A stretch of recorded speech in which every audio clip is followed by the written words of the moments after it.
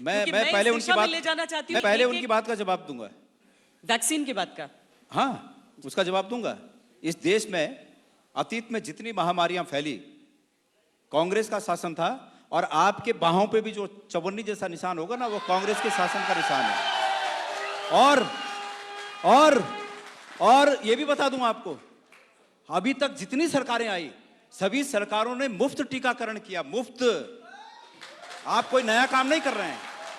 हाँ, ये जरूर है कि पहली बार हो रहा है कि अगर टीका भी लग रहा है तो उसमें प्रधानमंत्री जी की फोटो पहले दिख रही है कि भाई ये ही हैं, ये हैं करके आप बचे हो। ये नहीं रहेंगे तो ये जबरदस्ती किसी के मनस में बिठाया जा रहा है कि ये हैं करके ये टीका आया। और टीका कहां बना?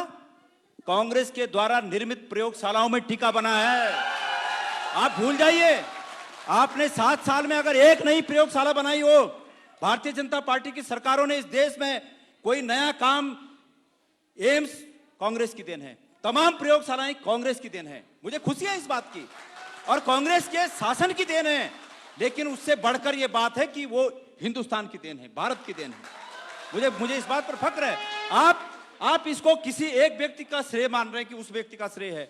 माननीय कौशिक जी, ये हमारी बाहों पर बने ये चवन्नी जैसे निशान ये दर्शाते हैं कि अतीत में भी ऐसी बीमारियां आई और उस समय की सरकारों ने बिना प्रचार के मुफ्त में पूरे देश के लोगों का टीकाकरण किया। अब आप विकास की बात कर रहे हैं, आप बड़े जोर शोर से कहते हैं कि ऋषिकेश से और कर्णप्रयाग की रेल लाइन हमारी उपलब्धि है।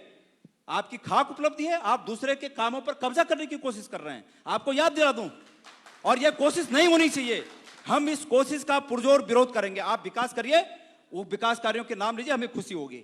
लेकिन ऋषिकेश कर्णप्रयाग रेल लाइन, एंटनी जी ने उसका शिलान्यास किया। यूपीए 2 की सरकार में उसके लिए बजट पारित हुआ, काम चालू हुआ। अब आपके समय में वो पूरा हो, अच्छी बात है, लेकिन दूसरे के कामों पर श्रेय मत लीजिए। केदारनाथ का पुनर्निर्माण, मैं केदारनाथ का अध्यक्ष था, श्वेता जी, मैं अध्यक्ष था वहां, और प्रत्यक्षदर्शी हूं वहां का। और भगवान केदारनाथ की कसम खा के कह सकता हूं, वहां जितना पुनर्निर्माण हुआ, हरीश रावत जी मुख्यमंत्री थे, उनके कार्यकाल में हुआ। और आप लोगों ने पूरे देश को बताना चाहता हूं, मैं धन्यवाद देना चाहूंगा कि इस राष्ट्रीय चैनल ने मुझे यहां पर आने का मौका दिया। मैं आपके माध्यम से पूरे देश को बताना चाहूंगा, अगर उस केदारनाथ में कुछ बदलाव हुआ तो यह हुआ कि कांग्रेस के समय के पुनर्निर्माण के कार्यों पर जो शिलान्यास के पत्थर कांग्रेस के नेताओं के लगे थे, आपके नेताओं ने आकर उन पत्थरों को साइड करके अपना नाम लगा दिया। इसके अलावा कुछ नहीं किया आपने। तो यह विकास कार्य है, ये गहरी खाई है जिनको पाटना पड़ेगा।